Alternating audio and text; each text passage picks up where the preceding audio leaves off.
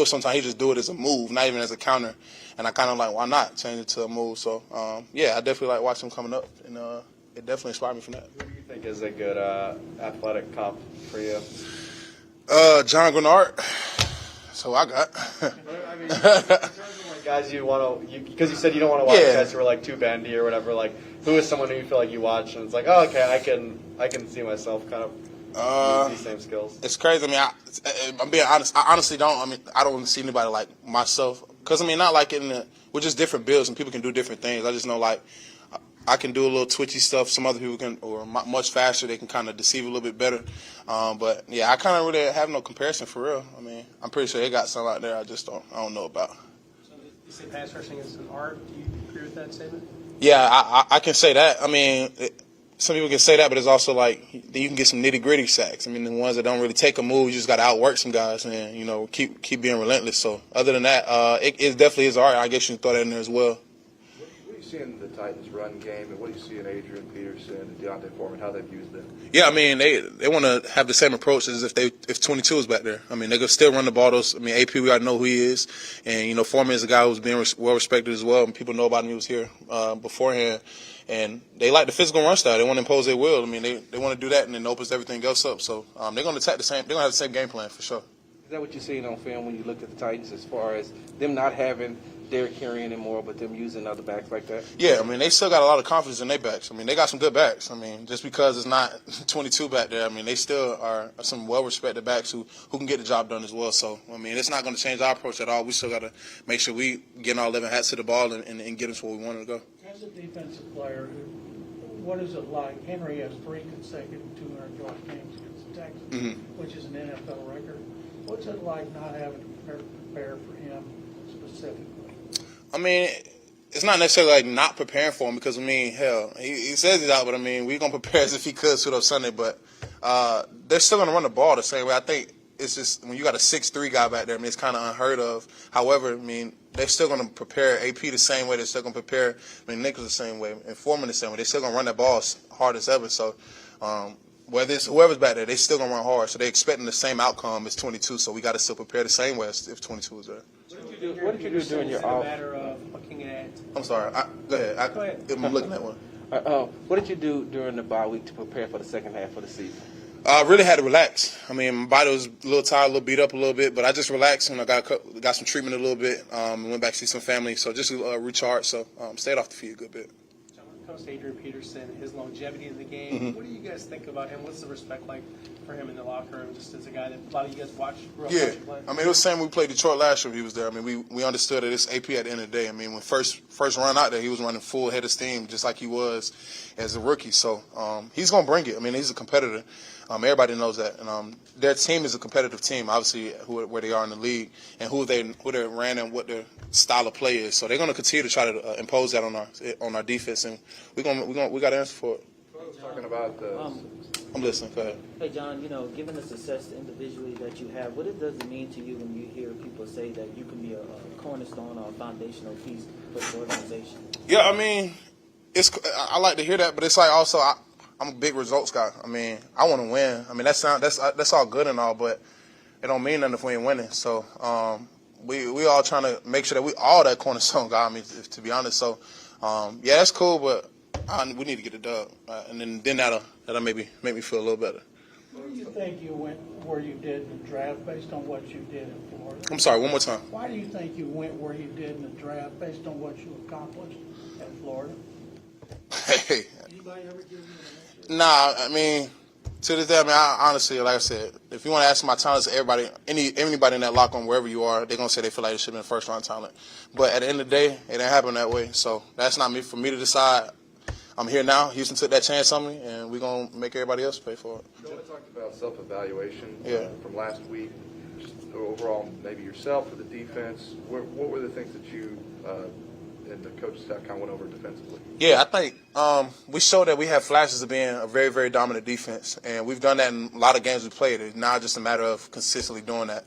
I mean, this is a great game and a great opportunity for us to continue to try to, we can still control our destiny. I mean, it's not far out to count for us to still have a chance at this.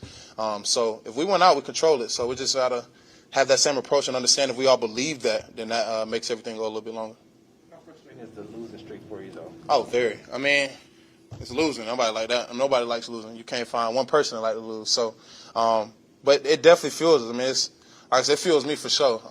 Even though, like I said, stats and all that other stuff may be on my side or whatever, but we're not winning. So I could care less about that. So I could have nothing. As long as we win, I'm good with it. All set? Appreciate y'all.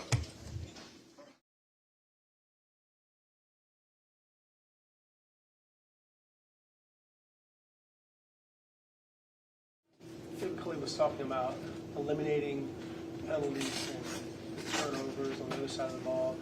Where do you feel like you guys are right now in terms of attention to detail, where the team needs to be?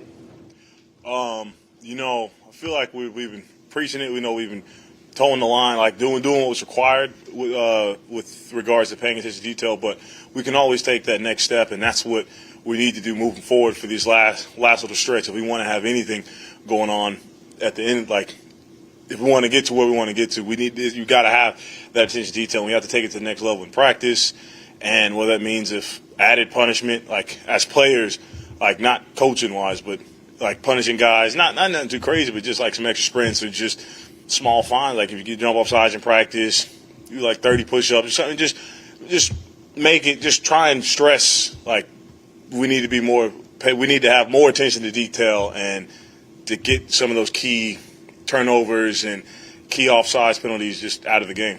Is there a internal, they used to call it kind of like kangaroo court, where players have a little fine penalties? Some of this could be, I guess, for fun, like maybe if a guy like is what he wears on the plane, things like that. Mm-hmm. Yeah. No malicious intent there at all. Just holding people accountable and just trying to take the next step and doing whatever we can to stack these W's. What would you attribute the lack of focus at times to, like this, some of where y'all are falling short in the losing streak? Sometimes it's just guys, and it's across the league too. You get caught up in the moment. It's like you see you're behind, or you see like you want to be the guy. You envision yourself as the guy to make that big play. You want to be the one to do that, and it sort of takes you away from your fundamentals. And it just when that thing happens, it just makes it has a catastrophic effects with regards to the rest of the play. You got to have all guys firing on all cylinders when you have one guy that's trying to make that one play, trying to get that extra block, and whether getting the unnecessary roughage penalty or trying to get a jump on the ball and get an offsides penalty, it just hurts everyone else. You guys are coming off your best game in the defensive line. What does that do for the confidence going into this game? And without Derrick Henry, more of the onus is on Tannehill. What's it like facing that offense? Because you went up against Tannehill before, facing that offense specifically with him now being the driving force instead of Henry. Like you said, I played against Tannehill when he was in Miami. Played him countless times. These guys played him. The guys who were on the team last year played him in 2 tight games this past season. And you got to show credit to the offense. I mean, it doesn't matter who's back there; they're still going to be running the same runs, and they've got hard hitting runners in every back. That's in that backfield lineup. But, I mean, we're just going to prepare the same and just be ready for anything, because Tennessee's known to, they'll throw anything out the book at you. Like, they'll run, I think they ran a double reverse in special teams on one of the opening kickoffs. Like, they're a team that does what it takes to win. Like, they'll do anything and everything, so we have to prepare that way. Is Tannehill an underrated runner, considering he's a former receiver? Yeah, Tannehill, like, he's got some speed. There's a time he outran me once my second year when I was with the Jets, but like he's got some speed. Like once he gets going, he's deceptive speed. Like he can get out there, and if he can do it on his feet, he can do it on his feet. What does it do to their play action game not having Henry back there? I mean, I feel like it's still there because they run play action probably. I'd have to put them in the top 5 out of all the teams in the league, and they will find a way to get the play action going with them. Like it doesn't matter who's back there; they'll set up a different look. This will put a receiver back there, or they'll change a look up and still get the same play action. Like I'll give them their credit for that. They'll be able to still accomplish that. Would you say that the challenge for the most part with them is just the physicality and sort of just how they present up front and things like that? Yeah. This is there's certain games where you see on the schedule, you're like, okay, you know what type of game this is. Like looking at Tennessee on both sides of the ball. Like it's going to be a physical game, and that's the mentality that we've been talking about in D-line. Like we want to be the most physical unit out there on our team, on their team, and just we want to be the most physical unit, and because the most physical team this week or this Sunday is going to win that game, and that's how it is with Tennessee. Like you know, it's my style of football. Like it's SEC football now. You know, it's just you got to outman the guy across from you, and that's how this week is going to be. What's it going to take to turn this season around for you all? You know, I'm not sure. I just know we just got to can't have penalties, can't have turnovers. You know, we just got to be dialed in, have that attention to detail high, and just want it. Go out there with effort and just go out there and just do your job and don't try and make plays that aren't your play to make. And that's possible. That right there is what I'll have as an answer to your question. Like you can't, if it's your job to eat up 2 blocks, if it's your job to sell out a route, if it's your job to cut the biggest D tackle they got, you know, you just got to go out there and do it. What's it like tackling Adrian Peterson? What does it take to get him on the ground? Oh, he's still running that ball hard. I've played him in the past as well, and his ventures throughout the teams he's been on. But I mean, he's running hard, and he's still talking trash while he's getting hit. Like he's out there, he's trying to prove that he can still play. He's trying to dominate. Like he approaches the game the same way he did in his younger days, and I feel like now he's just got he's out there trying to hit guys even harder. And he's not hitting that hole soft. He's not looking to go down. He's trying to fight and trying to put his body into you and just run through you. Were you like that when you shake hands with him, too? Never actually got there, you know. But hey, he's a GOAT, Hall of Famer. Like it's going to be like a lot of these younger guys have never got to play AP, never got to tackle. So a lot of the guys' goal might be to get a good lick on AP. So that's just another added bonus to this Sunday. Were you able to talk to any of your teammates during the bye week, and you all talk about what it's going to take to go forward after the bye week? Yeah, we talked after the game and on that Monday, and just a lot about looking inside, about what all have you done, what all have I done in the past to help this team, what all have I done to hurt this team, and in games where you played well, what did you do right, and try and just keep that going, and just. You just had to look. You got to look in before you can look across at somebody else. All set. Thank you. Thanks, guys.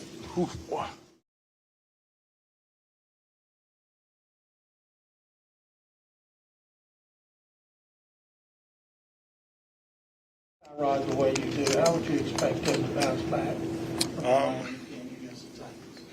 I expect him to do just that. I expect him to bounce back.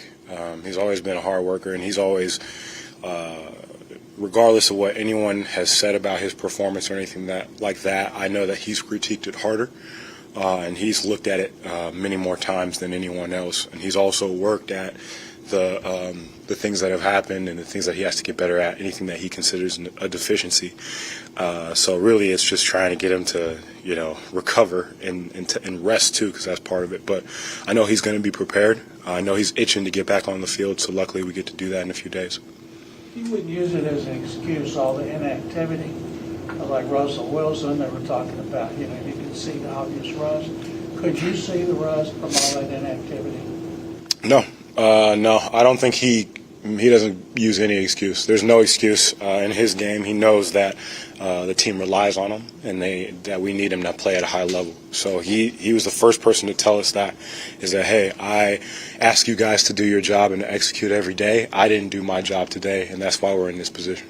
You guys have fallen short the most offensively, as far as struggling to score points. But why do you think that is? I think if you can't sustain drives, you can't score points. I know there's a lot of teams out there that can make big plays and they can put points on the board, but at a certain point in time, you have to be able to sustain 8, 9, 10 play drives, potentially 18 play drives to get points. There are games where that has to happen.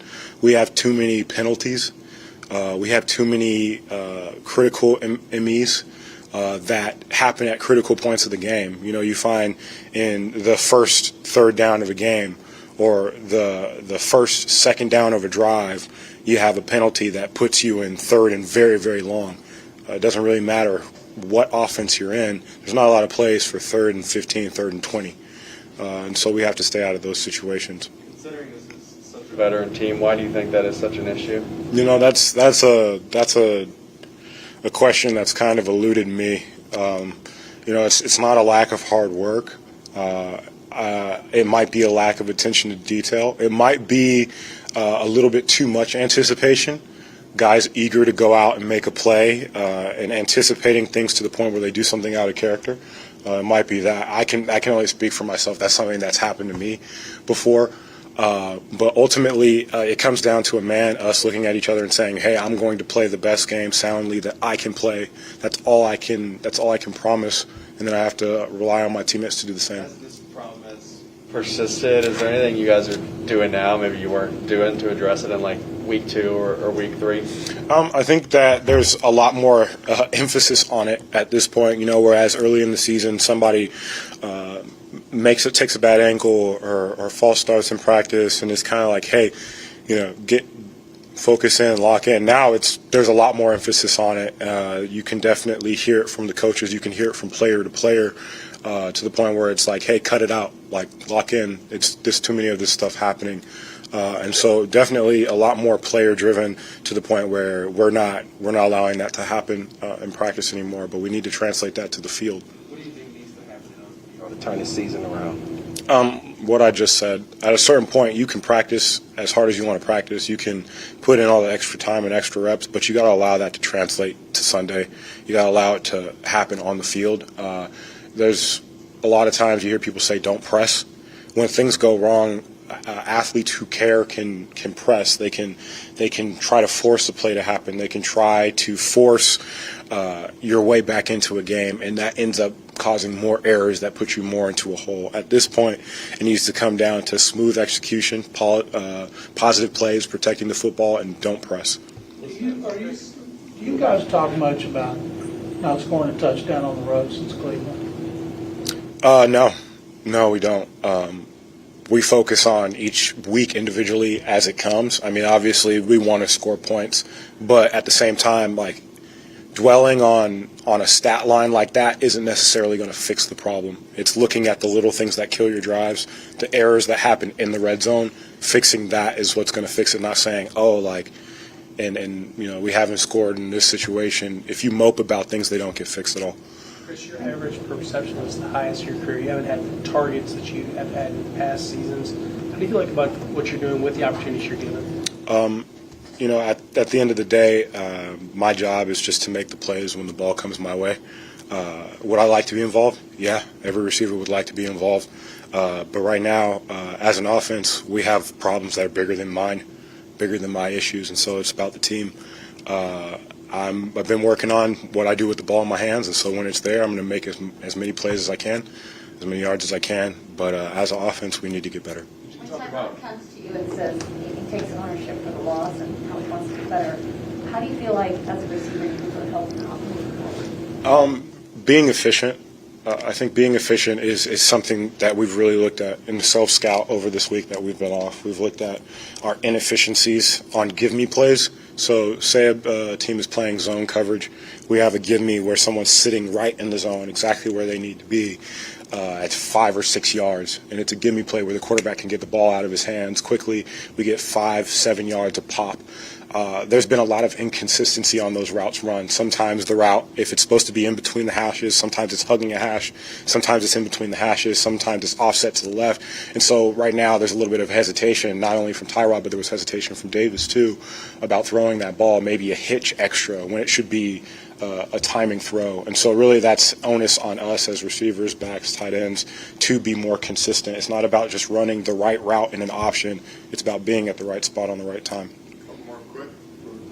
That was good. Thank you very much. Yep.